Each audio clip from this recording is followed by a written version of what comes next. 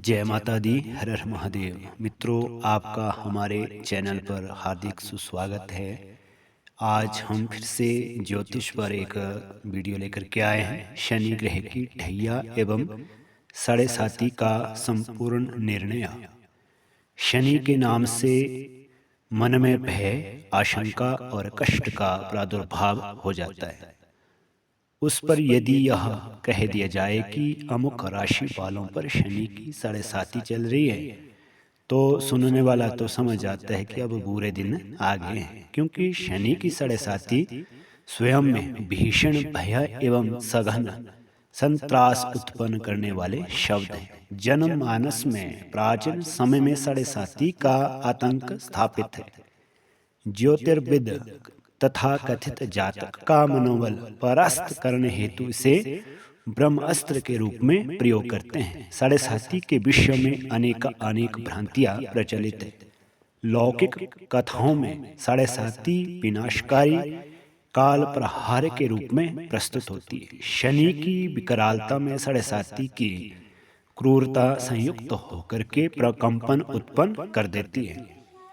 तो ज्योतिष की एक पुस्तक है ज्योतिष तत्व। उसके अनुसार द्वादशे जन्म गे राशो द्वितीये च शनिचरा सार्थानि सप्तवर्षाणि तदा दुःखैर्युतो भवेत्।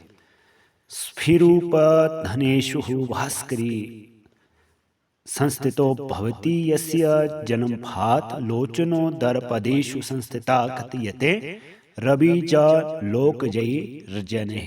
अर्थात जन्म राशि से 12, 1, 2 भाव में खानों में संस्थापित हो तो उसकी साढ़े साती आरोपित होती है। शनि द्वादश हो तो 2.5 वर्ष तक उसकी दृष्टि होती है।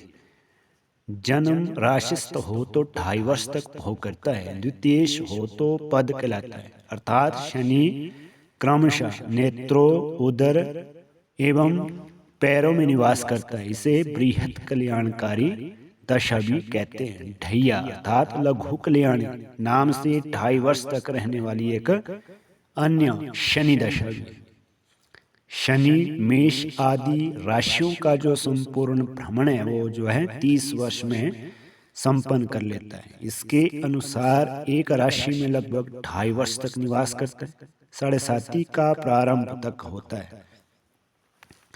और जब गोचर शनि जन्म राशि से द्वादश भाव में प्रवेश करता है तो द्वादश लगन एवं द्वितीय भाव तक साढ़े साती का क्रम चलता रहता है।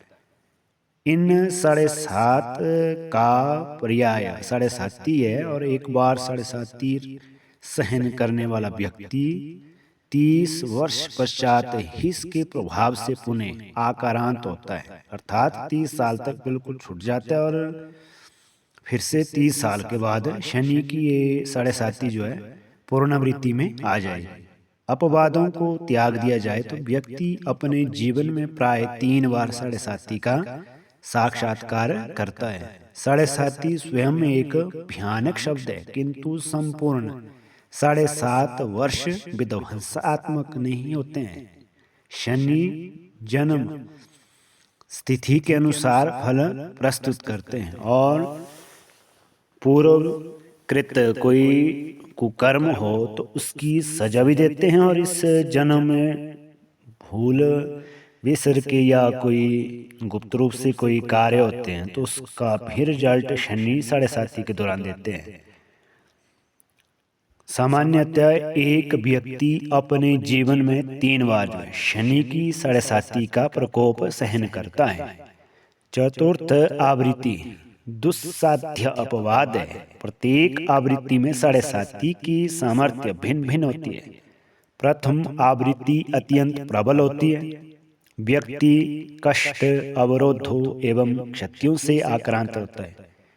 द्वितीय आवृत्ति अपेक्षाकृत संयमी होती है। साढ़े साती का मारक प्रभाव न्यून रहता है। न्यून अर्थात कम रहता है तो व्यक्ति किंचित सुविधा अनुभव करता है।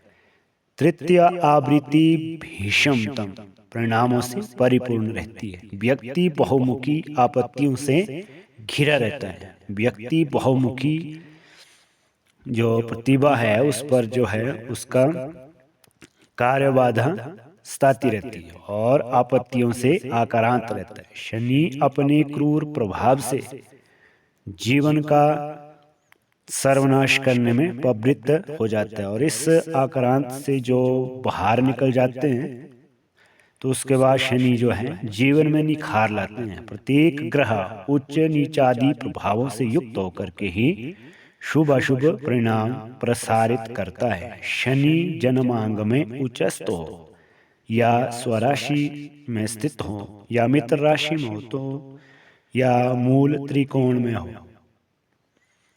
तो परिणाम में अपेक्षाकृत शुभता रहती है।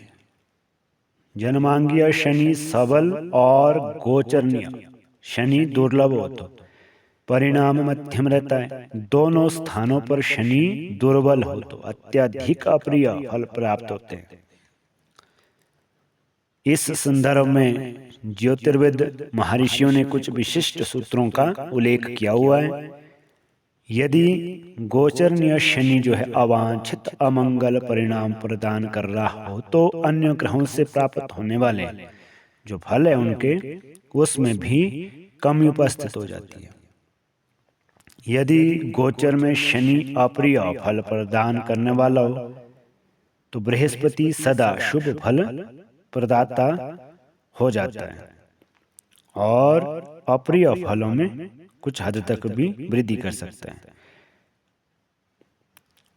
अर्थ है कि यहाँ पर जो बृहस्पति ग्रह शुभ फल प्रदान करेगा, परंतु जो कुछ अप्रिय घटना इत्यादि वहाँ पर वो नियंत्रित नहीं रह पाता है।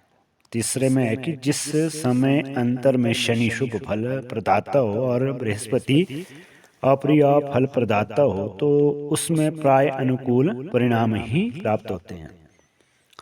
तो राशियों के अनुसार जो 7.5 का विशेष घातक समय होता है तो मेष राशि का रहता है मध्य भाग घातक, वृष राशि जो है उसका रहता है प्रारंभ अति विनाश कारक और मिथुन राशि है उनका अंत का भाग जो है उसमें प्रताड़ित करते हैं शनि उनको।